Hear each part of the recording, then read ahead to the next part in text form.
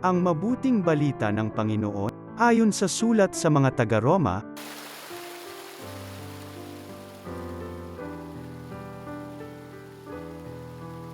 mga kapatid, yamang napa walang sala na tayo dahil sa pananalig sa ating Panginoong Hesukristo, sa pamamagitan niya'y mayroon na tayong kapanatagan sa harapan ng Diyos.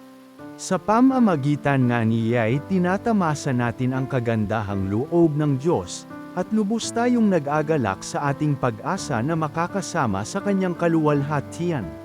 Bukod dito, nag-agalak tayo sa ating mga pagbabata sapagkat alam nating ito'y nagbubunga ng pagtitiyaga. At ang pagtitiyaga ay nagbubunga ng katatagan, at ang katatagan ay nagbubunga ng pag-asa. Hindi tayo nabibigo sa ating pag-asa, sapagkat ang pag-ibig ng Diyos ay ibinuhos sa ating mga puso sa pamamagitan ng Espiritu Santo na ipinagkaloob na sa atin. Ang mabuting balita ng Panginoon.